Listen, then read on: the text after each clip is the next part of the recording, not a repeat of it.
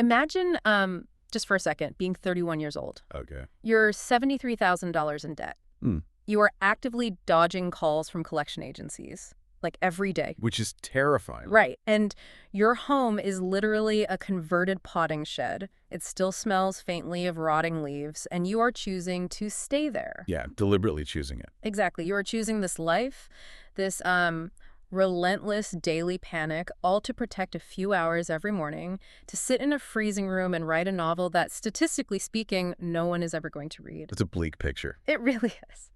Today, we're completely dismantling the romanticized, softly lit lie of the starving artist, because the reality isn't a beautiful young person sipping espresso in a Parisian cafe. No, not at all. The reality is a grinding, physical, terrifying test of endurance. And that reality is basically the beating heart of the text we're examining today.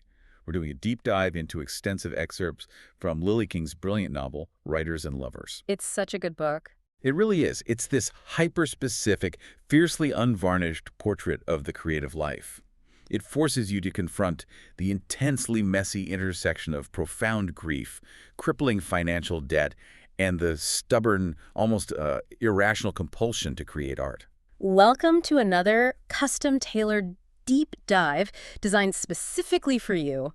If you have ever chased a dream that felt like it was, actively destroying your life, this one is going to hit close to home. Oh, absolutely. Or if you've ever looked around at your peers and realized you are spectacularly behind schedule, Yeah, that feeling of being completely out of sync. Our protagonist here is a woman named Casey Peabody. And the setting is critical. We were in Cambridge, Massachusetts in the late 1990s. Right. The text specifically anchors us right around the time Princess Diana dies. Which is such a specific mood. It is. It gives the atmosphere this pervasive communal sense of sudden, shocking grief. So Casey is 31. She is an aspiring novelist who has been working on the exact same manuscript for 6 years. 6 years on one draft. Yes. And she is mourning the very sudden, completely unexpected death of her mother. To fund this incredibly precarious existence, she is working as a waitress in a high-end restaurant, basically just barely scraping by. The stakes here are so universally terrifying, even if you aren't a writer. Totally. It's about that exact moment in your early 30s when the music suddenly stops. You look around, and everyone else has grabbed a chair. They've settled down. Right? They have 401ks, they're buying houses, they are getting married, they are stepping into these established adult identities, and you are still standing there holding this manuscript or this business plan or whatever dream it is, wondering if you have made a catastrophic mistake. What the author does so masterfully is that she refuses to let the act of writing remain a purely cerebral, intellectual exercise. All right. The text strips away all that mythology of the writing life and replaces it with the gritty, inescapable demands of the physical body. Like the anxiety isn't just a mood, it's a physical affliction. And the debt isn't just a number, it's a literal weight on her chest. Before we can even begin to talk about the lofty heights of her literature, the text forces us to look at the sheer logistics of her survival. So let's start exactly there, because you can't create art if you can't survive the day. Tell me about this potting shed, because the details of where she lives feel so, symbolic of her entire mental state. Oh, the environment is a direct reflection of her internal reality. Casey lives in a tiny room attached to her landlord's garage.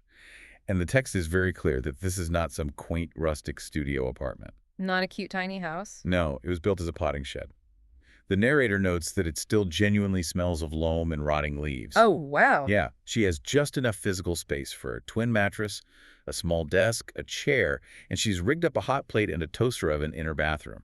Cooking in the bathroom. That is bleak. The smell of rotting leaves is such a visceral, suffocating detail. It's a literal metaphor for feeling buried alive by your own life choices. But the crazy thing is, she clings to this shed. She is desperate to keep it. Why? Because it buys her time. The rent is cheap because her brother used to know the landlord, and she gets an additional discount because she agrees to walk the landlord's dog. Oh, right, Ophi. Yes, Ophi, every single morning. This tiny, moldy, humiliating little room is the economic equation that allows her the one thing she values above human comfort: her mornings to write. And it forces her into daily contact with this landlord, Adam, who sounds like an absolute nightmare for her self-esteem. Adam is the perfect foil to Casey's existence. He represents the established, wealthy, comfortable adult world that Casey is failing so spectacularly to enter. Right. The text gives us this vivid image of him leaning against his Mercedes-Benz wearing a tailored suit and sparkling shoes, while Casey is trudging back from walking his dog in her sweatpants. Ugh, the contrast. Right, and he is incredibly needy for admiration, but he is also deeply condescending. At one point, he looks at her life and actually says to her, "I just find it extraordinary that you think you have something to say." Oh, that makes my stomach drop. Extraordinary that you think you have something to say. It's so wildly patronizing. It really is. He looks at her external metrics, her lack of assets, her lack of a traditional career, the fact that she literally picks up his dog's waste. And he equates that directly with a lack of internal worth. Exactly. He assumes that because she has no power in society, she couldn't possibly have any insight into the human condition. And the tragedy is, Casey doesn't need Adam to tell her she's failing. She is acutely, agonizingly aware of it because she is carrying $73,000 in student debt. The debt functions as an active antagonist in this narrative. Antagonist, yeah. It is a massive, crushing weight. The text explains that her loans for college and grad school went into default while she was living overseas in Spain. The penalties, the compound interest, and the fees nearly doubled the original principal amount. That is sickening. And she is constantly getting letters from collection agencies with bright red threats stamped on the envelopes.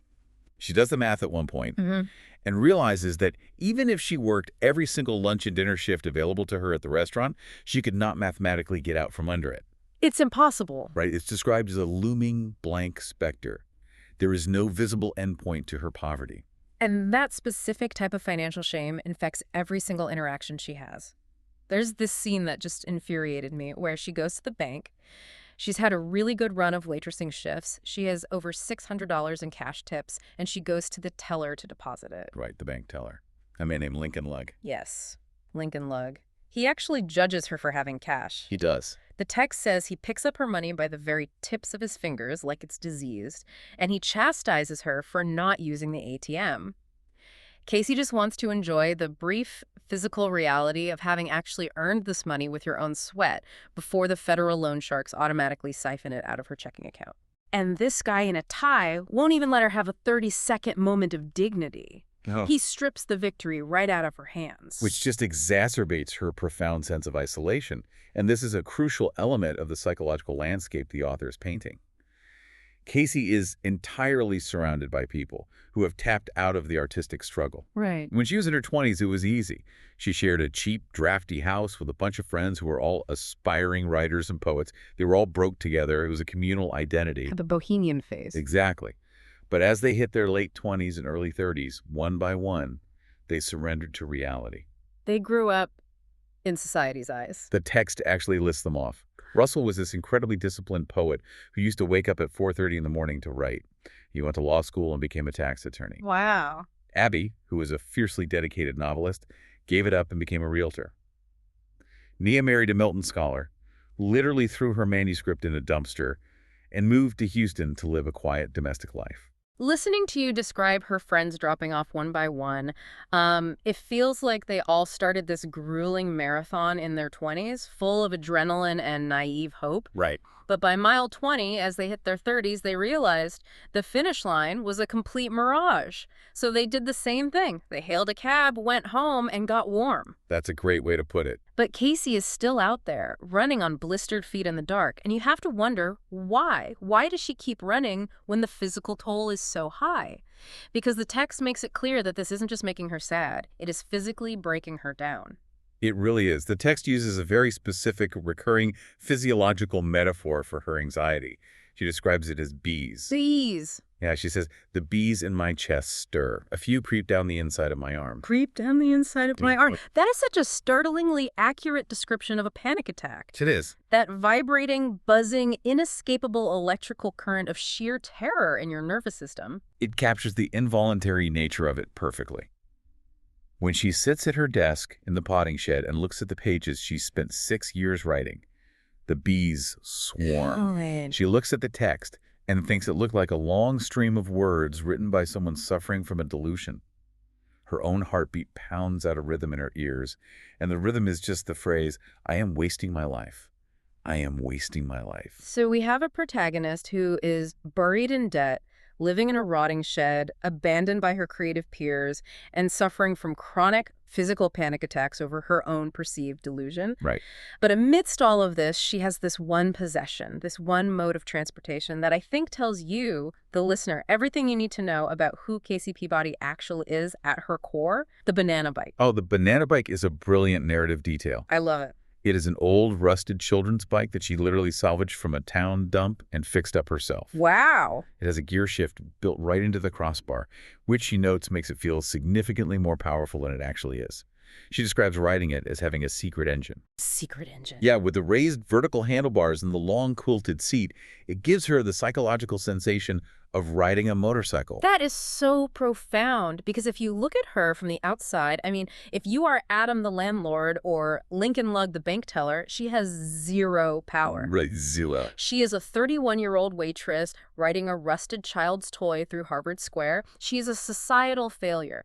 But internally, when she is on that bike, she feels that secret engine humming. Yes. She feels the sheer, undeniable propulsion of her own creative drive. It highlights this massive chasm between her extreme external vulnerability and her ironclad internal resilience. But it brings us right back to the central mystery of her character. Which is? If she is in this much pain, why doesn't she just throw the manuscript in the dumpster like her friend Naya did? Well, the text answers this question explicitly, and it completely upends how we usually think about artists. Casey states, I don't write because I think I have something to say. I write because if I don't, everything feels even worse. Wow. Just let that sink in. It's powerful. That completely destroys the arrogant, romanticized idea of the artist as a philosopher, bursting with a profound message to deliver to the ignorant masses. Precisely. For Casey, writing is not a luxury. It is not an intellectual hobby. It is not even an ambition in the way we traditionally define it, like climbing a corporate ladder. Right. It is a vital, desperate coping mechanism for existence. It is the only cognitive tool she possesses to process the overwhelming sensory and emotional data of the world and keep the sheer terror of being alive at bay. So she stops. She writes because the alternative, stopping, is psychologically unsurvivable. So she isn't writing to get rich or famous. She is writing to stay tethered to the earth. Exactly. And that desperate survivalist need to write brings us to the true root of her current emotional paralysis. Because the debt is exhausting and the waitressing is brutal, but the thing that has truly broken her open, the catalyst that makes those bees swarm uncontrollably, is the devastating sudden loss of her mother. Let's look at how this text handles the weight of that grief and the incredibly strange, beautiful role of the geese on the Charles River. The death of Casey's mother is the emotional epicenter of the entire novel. Yeah. Her mother died suddenly while on a vacation in Chile. Just out of nowhere? Completely. There was no prolonged illness, no hospice care, no time to prepare or say goodbye. One day her mother was a vibrant force in the world, and the next day she simply ceased to exist. God. And the author portrays this grief not as a quiet, poetic melancholy, but as a violent physical roadblock. It alters the literal physical geography of Casey's daily life. It dictates where she can and cannot go. Her daily routine involves riding that banana bike over the Boston University Bridge toward Cambridge, and almost every single time she crosses it, she is weeping uncontrollably. Right. But amidst this geography of pain, there's one highly specific spot where she finds a bizarre kind of solace. She rides off the concrete path down near the muddy banks of the river, and there is a flock of geese. Yes, a flock of 20 or 30 geese that congregate near the footbridge. And the text is careful not to romanticize nature here. These are not majestic, serene swans gliding silently over a glassy pond. No, not at all. They are fussing, grunting, muttering, squawking indignantly. They pretend to nip at her ankles. Their dirty butt feathers swish aggressively through the spokes of her bike. They are loud and chaotic. But Casey loves them. She does. The narrator says they make her chest feel tight and full, in a good way. They actually help her believe, for a fleeting second, that things might be all right again, that she might pass through this dark time. And it makes perfect sense if you think about it. Right, because when you are drowning in the abstract, invisible pain of grief, the sheer, noisy, unapologetic physical reality of these animals is an anchor. Exactly. They are demanding space, they are surviving, they pull her out of her head, but then right on the heels of that fleeting comfort comes the crash. She calls it hitting the wall. She has this rare moment of feeling okay, of feeling something approximating happiness while watching these chaotic birds, and her immediate, deeply ingrained instinct is to share it. To call her mom. Yes. She wants to call her mother. She wants to pick up a phone and say, look, I'm okay today. I saw these geese. I can still feel joy. And the second that impulse fires in her brain, she hits a wall of reality. Because she can't. She can't tell her. The person she most desperately wants to comfort with the news of her survival is the exact person whose death she is surviving. Oh, man. If you've ever lost someone close to you, you know exactly what Casey is feeling in that moment. It is that agonizing phantom limb syndrome of grief. That's a perfect description. Your brain's neural pathways have not yet rewired themselves to accept the permanence of the absence.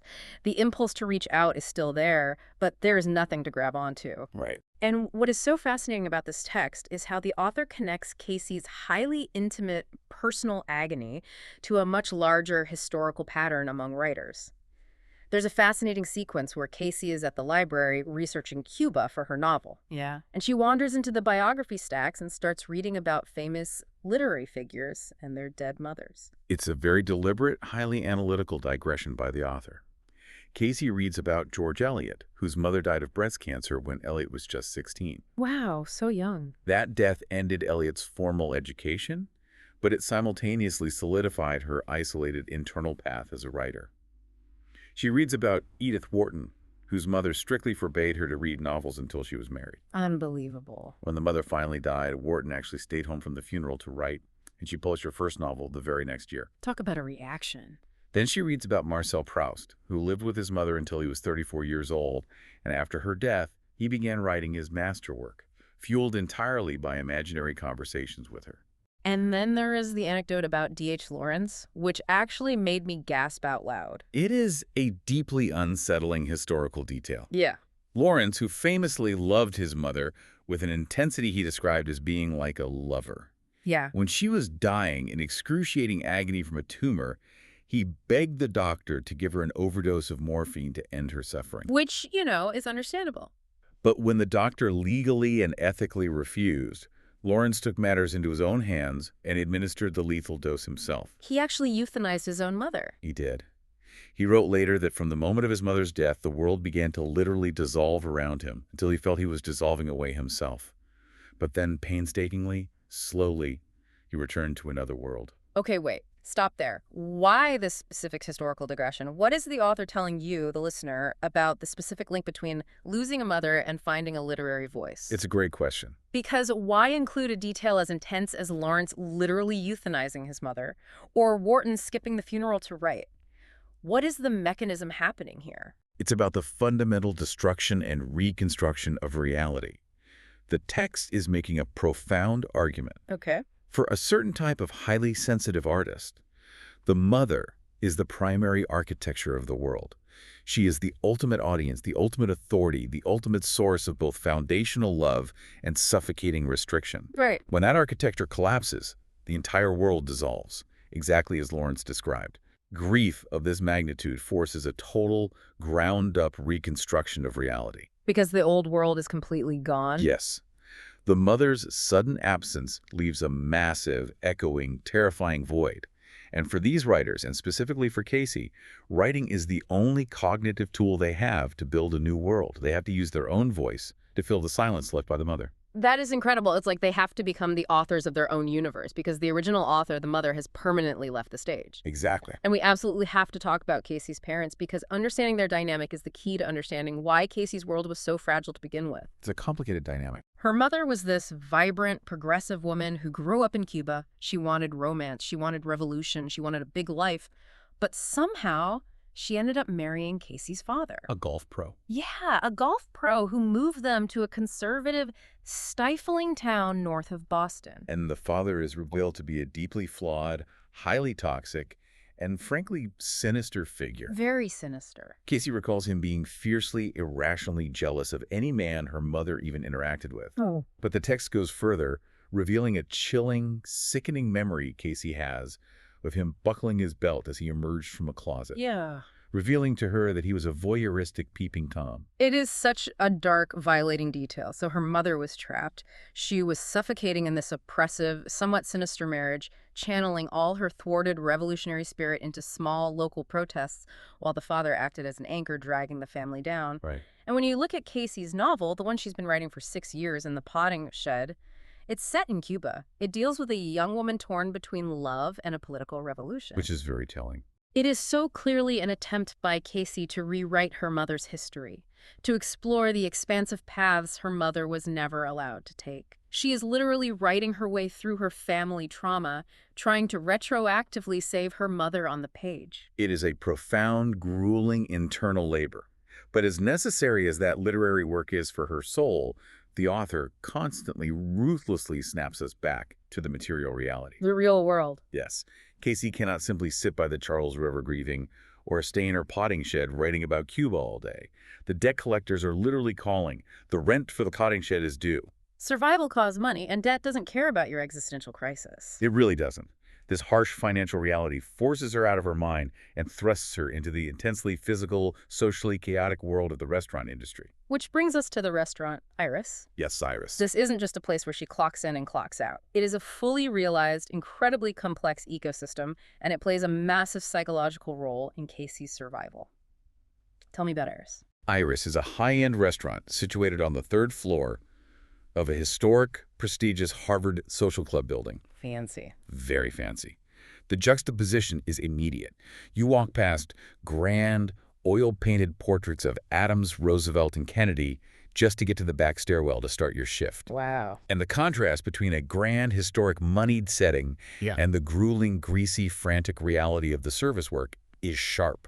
We get a vivid anthropological look at the hierarchy and the chaos of the dining room floor. Like the management. Right. You have the management tier, like Marcus, the mellow manager, and Gory, the owner who casually calls out offensive, inappropriate greetings to the female staff. Ugh, classic. But the real terrifying power on the floor lies with the head waiters, Dana and Tony. Dana and Tony. Casey and her friend Harry secretly refer to them as the Twisted Sister. Which is such a great nickname. It is. And honestly, anyone who has ever worked a service job knows exactly who Dana and Tony are. They are ruthless. They steal the best tables. They manipulate the seating chart to monopolize the big tipping regulars. They actively bully the newer servers. Yes. They work together in this symbiotic, predatory way, setting each other up to maximize their own profit while making everyone else's shift an absolute nightmare. But amidst that toxicity, Casey finds a deep, vital camaraderie in the trenches. True. She has Harry, her gay best friend, who uses a razor-sharp sense of humor as a shield against the chaos, and Thomas, the kind, steady chef who never loses his temper and lets them sneak high-end food when they were starving. And then, presiding over all of this, there's Mary Hand. We have to talk about Mary Hand. She is an icon. She really is. Mary is the veteran waitress. She is the enigmatic, untouchable soul of Iris. The running joke among the staff is that she has been working there since the Truman administration. That's hilarious. She is older, entirely unflappable, with straight brown hair and a spindly neck. And she carries this incredible, tragic lore surrounding her. The rumor. The rumor is that she used to date David Byrne of the band Talking Heads back in high school or art school. Which is so specific. Right. The story goes that he broke her heart so profoundly that she simply never recovered. And she's been waitressing in this holding pattern ever since. The staff literally dives across the room for the stereo to change the radio station if a Talking Head song comes on, just to protect her. It's a beautiful detail. Mary Hand is this incredible, mythical figure of stoic endurance. When the kitchen is crashing, when the printer is spitting out tickets to the floor, when the customers are screaming and everyone else is losing their minds, Mary Hand is just gliding through the dining room in a slow, unbothered drawl. Yes. She'll say something soothing, like simple as toast and jam, while simultaneously carrying 5 blazing hot plates of food balanced up her arms. She talks to the burnt-out tea-light candles, tenderly calling them little homunculi. She is the patron saint of the career waitress. What the author does so brilliantly in detailing this ecosystem is contrasting the different rhythms of the labor and how those rhythms affect Casey's brain. Oh, the shifts. There is a distinct visceral difference between the lunch shift and the dinner shift. Lunch is explicitly described as amateur hour. Right. It's bathed in this harsh, blue, unforgiving daylight that streams through the windows, highlighting every single grease stain on the tablecloth and every speck of dust. The tips are cheap, the ambient music is loud, Dave Matthews Band, and the customers are demanding their coffee instantly. It's awful. It's an unnatural, frantic, deeply unglamorous pace. But dinner is dusk. The windows slowly blacken and the soft, forgiving orange light from the gilt sconces takes over, hiding all the imperfections of the room and the staff. It changes everything. It becomes romantic. It becomes lucrative. It is a completely different theatrical performance. And for Casey, the sheer overwhelming sensory overload of this performance is exactly what she psychologically requires. This is a crucial psychological mechanism in the text. Why does a cerebral, grieving, highly intellectual writer find profound comfort in the brutal, repetitive physical labor of a restaurant? It seems counterintuitive. It does, but Casey explicitly notes that she craves the mindless distractions as she runs around memorizing complex orders. The osso buco for the man in the bow tie, the lavender flan for the birthday girl at table 4, the allergy modifications. She says there is no room to remember anything about your life. It's incredible. Iris is a combat zone, but it is also a sanctuary. It's functioning like a sensory deprivation tank, except instead of silence, it's the overwhelming, deafening noise of the kitchen. Exactly. The clattering of heavy plates and the demanding voices of customers that drowns out her internal pain. We are looking at how physical labor forcibly grounds the intellectual and emotional spiraling of the grieving writer. Right. Writing a novel is an incredibly nebulous long-term endeavor, fraught with endless uncertainty. You don't know if the paragraph you wrote today is good. You don't know if the book will ever sell. You don't know when the process will end. It's all abstract. But waitressing, conversely, demands immediate, tangible problem solving. A table needs water. You bring a pitcher of water. Problem solved. A table needs bread. You bring bread. Problem solved. The feedback loop is instant. It provides a relentless, reliable cycle of immediate gratification and deep physical exhaustion. That physical exhaustion is the perfect, necessary antidote to the mental paralysis of grief and creative doubt. But the tragedy is, she can't completely wall off her two worlds forever. Sometimes the grief breaches the sanctuary. It bleeds in. And there is one scene in particular that is an absolute masterclass in tension. Casey is in the middle of a chaotic slam shift. Her section is completely full, she's juggling a million tasks, and she walks up to greet a new table. And sitting right there, looking up at her, are Liz and Pat Doyle. The Doyles are old, close friends of her mother's. They worked alongside her mother years ago. They are a direct, unexpected, walking collision with her trauma, sitting right in the middle of her sanctuary of distraction. And the Doyles mean well. They aren't trying to hurt her, but they essentially ambush her emotionally. I really do. They grab her hand across the table. They tell her how utterly devastated they were to hear about her mom. They point out a specific necklace her mom had given them. And Casey is standing there in her server uniform, holding a tray, completely trapped by the social contract of hospitality. She has to just stand there. She nods. She tries to hold her polite waitress smile together, but her face completely betrays her. The moment she can physically escape, she pushes through the swinging doors into the kitchen. She ignores the hot food waiting in the window for her other tables, and she sprints into the walk-in freezer. The walk-in freezer is the universal, undisputed crying room of the restaurant industry worldwide. It really is. It is freezing cold, heavily insulated, totally isolated, and it smells intensely of raw ingredients. Casey stands there in the dry, freezing air, surrounded by industrial bricks of butter and massive cases of raw eggs. And she looks down at her hand. She's wearing her mother's sapphire ring. She uses that physical object, that cold, hard stone connecting her to her mother, to artificially pull her shattered psyche back together. Yeah. She literally speaks to the ring. She says out loud, "I can do this." And then she takes a breath, pushes the heavy metal door open, walks back out into the heat and noise of the dining room, and serves the Doyles their swordfish and risotto. It is such a staggeringly powerful demonstration of her resilience. The restaurant forces her to compartmentalize her agony just to survive the shift. It's brutal. And it is within this incredibly intense, chaotic social ecosystem of the restaurant and the literary circles she occasionally orbits on her days off that Casey finds herself entangled in a completely different kind of chaos. Romantic chaos. Romantic chaos.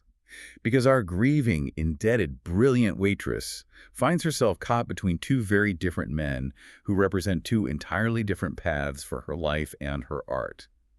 Let's dig into the dueling romances of this story. Oscar and Silas. The romantic subplot in Writers and Lovers is far more than just a distraction or a standard love triangle, isn't it? It functions as a deep ideological battleground for Casey's future. Absolutely. On one side of this divide, we have Oscar Colton. Oscar is in his 40s. He is a highly successful, wealthy, deeply established novelist. He is a widower raising 2 young boys. Yes, Oscar. Now, hold on, because I think a lot of people listening to this might initially think, what is the problem here? He seems great. Oscar's the guy who looks absolutely perfect on paper. He owns a beautiful, warm house. He makes her grilled cheese sandwiches when she's hungry. He seamlessly integrates her into his domestic life with his kids. Very cozy. He is offering her stability, warmth, and a clear, immediate escape hatch from the rotting potting shed and the crushing debt. He literally says to her, "Come live with us." Who wouldn't want the grilled cheese in the mansion? Why is Oscar framed as a threat? Because the text is meticulous in revealing the subtly suffocating, insidious elements of Oscar's world. Yes, he offers comfort, but he's inherently casually patronizing. Okay, how so? He affectionately calls her his waif, or Holly Golightly. By using those terms, he is framing her severe existential struggles as something cute and charming, rather than acknowledging her profound pain. Oh, that's incredibly dismissive. It is. He fundamentally underestimates her intellect. When they first meet, he assumes her writing is just a sweet little hobby. It isn't until he actually reads an old, published literary story of hers that he realizes she is a legitimate, formidable talent. And his ego. We have to talk about his fragile ego. Oh, the bookstore scene. There's that incredibly telling scene at the bookstore in Wellesley. Oscar is scheduled to give a reading of his work. He gets set up with 6 folding chairs and a flimsy music stand in a corner. Meanwhile, his female peer, a writer named Vera Wilde, is scheduled to fill an entire nearby church for her reading. Oscar is visibly, intensely jealous and petty about it. He is. He completely dismisses female writers to Casey, telling her that women writers fail because they feel they have to be pleasing to the reader. Which is such a projection. Right. And worst of all, when Casey sits down to read his critically acclaimed best-selling books, she senses a hidden, corrosive despair about writing itself buried in his prose. It's a sort of throwing up of his hands, an admission that words can't actually capture reality. That despair is the crucial dividing line between them. Oscar represents a cynical, canonified, exhausted view of art. He has achieved the success Casey wants, but it has hollowed him out. Yeah. And this emotional distance translates directly into their physical intimacy. Despite his outward confidence and his wealth, in bed with Casey, he is overly careful, almost clinical. Like checking off boxes. He insists on brushing his teeth first before being intimate. The intimacy feels managed, awkward, and heavily prescribed, and it actually induces a suffocating panic in Casey. She has this profound realization where she thinks to herself that she should have wanted to be him, to have his success in his house, rather than sleep with him. Which brings us to the counterweight in this story. Silas. Silas is the complete and utter opposite of Oscar. He is Casey's age, he's a bit flighty, he wears a creaky leather motorcycle jacket, and he has a visibly chipped front tooth. He's a mess. And he is not reliable in the way Oscar is. He actually bails on Casey early on in the story. He literally drives out west on the very morning they're supposed to have a date. Yes, Silas is unreliable in the conventional logistical sense. But creatively and emotionally, he operates on the exact same frequency as Casey. They speak the same language. He is a fellow struggling writer. He writes a quirky, imaginative story called Star of Ashtabula on an old manual typewriter. When he takes her on a date to the Museum of Fine Arts, they don't perform intellect for each other the way Oscar does. Right. They stand in comfortable, profound silence looking at a John Singer Sargent painting, The Daughters of Edward Darley Boy, and Matisse's vase of flowers. He respects her art implicitly. He looks at her as a peer. He never, ever patronizes her. And the physical connection with Silas is electric. It's raw, it's messy, and it's completely unforced. Very different from Oscar. There's that incredible cinematic scene where they are walking by the muddy banks of the Charles River in the freezing cold, watching the geese, those exact same chaotic geese that ground Casey in her grief. And Silas just bends down and kisses her. Yeah. She says the kiss goes straight through her body, ringing it like a bell in the very best way. He doesn't need to go brush his teeth first. It's an immediate, visceral collision of two people. So if we look closely at how the author has constructed these two men, we have to ask, what do they actually represent for Casey's trajectory? Right. What does this all mean for the listener? Because this isn't just a classic rom-com love triangle, is it? It's not just Team Oscar versus Team Silas. These men clearly represent something much deeper about Casey's relationship with her own ambition and her own voice. They absolutely do. Oscar represents the established literary patriarchy. He is safety, security, and financial success, but he is ultimately a suffocating force to Casey's unique, raw voice. If she chooses him, she disappears. Exactly. If she chooses Oscar, she becomes an accessory to his established life. She gets absorbed into his domestic sphere to raise his boys, and her own writing would inevitably be overshadowed by his cynical despair and his massive ego. And Silas. Silas, on the other hand, represents the unpredictable, chaotic, financially ruined, but fiercely authentic creative spirit. He is a mirror reflecting her own messy struggles back at her. So choosing Silas over the profound financial and emotional security of Oscar isn't just a romantic preference. It is a massive philosophical metaphor. It is. It is Casey affirmatively choosing to bet on her own uncertain, terrifying artistic path rather than riding the coattails of an established wealthy man. It's her saying, I'm going to figure this out on my own terms, with my own words, even if it means I have to stay in that moldy potting shed a little bit longer. And that profound realization that she must bet entirely on herself, that she cannot seek salvation or rescue in a wealthy man, is the vital psychological catalyst that propels her into the final, agonizing, and ultimately triumphant push to get her novel out into the world. Which brings us to the breakthrough. The breakthrough. Okay, so Casey finally, after 6 years of grueling labor in the shed, finishes the book. And we absolutely have to pause and shout out her friend Muriel. Oh, Muriel's fantastic. Muriel is the ultimate literary wingwoman. Muriel has this amazing, strange physical reaction to good writing. When she reads something true, her ankles literally get prickly. I love that detail. When she sits down and reads Casey's messy draft, she couples it in check marks, her ankles go crazy, and she helps Casey see the true underlying shape of the novel she's been trying to write. It is another instance of the text manifesting art as a physical bodily experience. But finishing the manuscript is only the first hurdle. The vulnerability of actually attempting to share it with the professional world is completely paralyzing. Oh, terrifying. The text brilliantly describes the moment Casey prints out the final manuscript. She describes the hot smell of the toner and the warm paper coming out of the machine.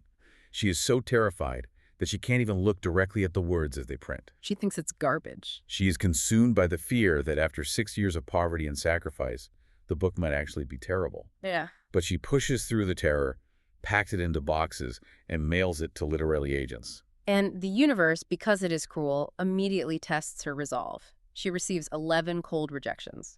11 form letters arriving in the mail saying, not a right fit, or didn't strike a chord. It is soul-crushing. But during this agonizing waiting period, she makes a pivotal, life-changing move. She secures a teaching job at a private school called Trevor Hills. This teaching job is a massive turning point for her identity. During her interview for the position, she passionately and brilliantly discusses a complex novel by Thomas Bernhard called Woodcutters. Right, the interview scene. She explains to the interviewers how literature literally simulates consciousness, how a great writer creates a secondary, reverberating voice inside the reader's own mind, forcing the reader to experience another human's reality. It's a brilliant explanation. By articulating this so clearly, she proves her formidable intellectual worth completely outside the context of the restaurant. She realizes she is not just a grieving waitress in a stained apron. She is a brilliant, analytical, capable mind. And that newfound intellectual confidence sets the stage for the climax of the story.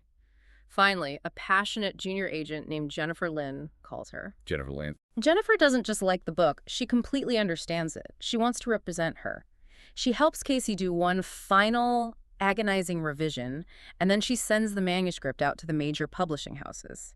And all of this breathless tension culminates on the exact day of a massive writing festival at Casey's new school. The writing festival serves as the perfect, masterful convergence of all the novel's core themes. Casey, as the new teacher and a writer herself, is asked to speak to the students. Hundreds of them gathered in a large gymnasium. High school kids. And instead of giving them standard, glossy, inspirational platitudes about following their dreams, she gives them the brutal, unvarnished truth. She stands at the microphone, looks out at these kids, and says, I am 31 years old and $73,000 in debt. I'm an orphan. It's so raw. But then she tells them that through all the terrible restaurant jobs, the evictions, the breakups, the panic attacks, and the devastating grief, her novel has been her home. her home. It was the one place she could always retreat to, the place where she felt powerful, in control, and most fundamentally herself. It is an incredible, moving defense of the artistic life, not as a guaranteed path to riches or fame, but as a literal sanctuary for the human soul. And the pacing of the narrative here is just breathtaking. Immediately after delivering this deeply vulnerable speech, she attends a poetry workshop led by a visiting writer, a man named Victor Silva. Right. Silva writes a famous quote from the poet William Carlos Williams on the chalkboard: "No ideas but in things." Such a famous line. He tells the students to stop writing abstractly about sadness or love. He tells them to focus on the visceral, physical, hyper-specific details of their lives. He tells them to literally vomit their rawest feelings onto the page through objects. So Casey sits at a desk, and she starts writing about her dead mother's bathroom. She doesn't write about grief. She writes about the greasy face lotion her mother used. Yeah. She writes about the dry shampoo, the heavy metal razor sitting on the edge of the tub, the amber bottle of Chanel No. 5 perfume.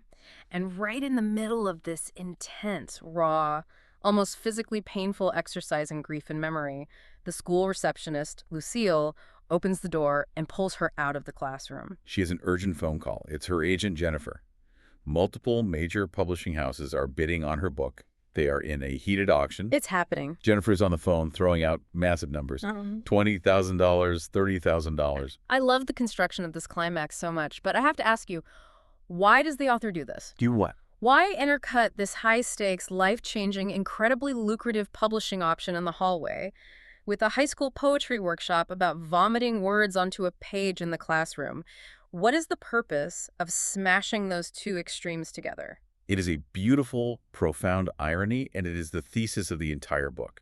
Just as Casey's art is finally, miraculously being commodified, just as the private world she built to survive her mother's death is literally being priced and sold to the highest corporate bidder on the phone, she is sitting in a classroom being violently reminded of the pure, unglamorous, visceral root of why she writes in the first place. She is literally writing about her dead mother's razor and perfume while her financial life changes forever in the hallway. Exactly. The author does this to firmly ground her commercial success in the raw, painful material of her grief. It ensures that you understand that the money and the publication, while necessary for her survival, are ultimately secondary. The money isn't the point. The true victory is not the book deal. The true victory is the survival itself. The true victory is that she took the devastating, senseless loss of her mother, the crushing weight of her societal failure, and the sheer chaos of her life, and she forged it into something tangible and permanent. No ideas but in things. No ideas but in things. Her novel is the ultimate thing she has created out of her suffering. It gives me chills just thinking about the sheer will it takes to do that. Which brings us to the ultimate realization Casey makes about her journey and the wrap-up of our deep dive today. Writers and Lovers paints a portrait of the artistic struggle that is stark, gritty, and often profoundly painful. But ultimately, it is an incredibly hopeful text. It is. It refuses to sugarcoat the bees of anxiety or the physical toll of grinding labor. It deeply acknowledges that grief can build a wall that seems completely insurmountable. And it openly admits that professional rejection is soul-crushing. But the core argument of the book is that enduring all of that, refusing to take the cab home when the marathon gets impossibly hard, continuing to pedal the rusted banana bike, is the absolute only way to find a voice that is entirely authentically your own. It's about surviving long enough for your own life to finally make sense. Right. And so I want to talk directly to you, the listener, because you absolutely do not have to be writing a novel in a potting shed to see yourself in Casey Peabody. Not at all. Whether you are trying to get a startup off the ground against all odds, or you are pivoting to a completely new career in your 30s while your friends are settling down, or you are just trying to navigate the profound, disorienting loss of someone you love, Casey's story asks you a fundamental, piercing question. It asks you to consider, what is your home? That's the question. When the debt collectors are calling, when your friends are moving on without you, when the grief hits you like a physical wall on a bridge, what is the thing you return to? What is the internal engine that keeps you pedaling when the external world is telling you to stop? I think the most powerful lasting takeaway comes from a brief, quiet moment Casey shares with her therapist near the end of the text. Oh, I love this part. The therapist looks comprehensively at her life. The total lack of money, the lack of family support, the 6 years spent agonizing over a manuscript that might never have sold. And he tells her she is a high roller. He says, "You gambled the farm." She really did. But the crucial transcendent insight here is that she didn't actually gamble it on a manuscript, and the manuscript is just paper and ink. She gambled it entirely on herself. Wow. She wagered everything she had on her own capacity to endure, her own ability to survive the bees and the grief. So the question for you to mull over today is this. If you stripped away your job title, your relationships, your bank account, and all of your societal security, what is the internal wager you are making on yourself right now?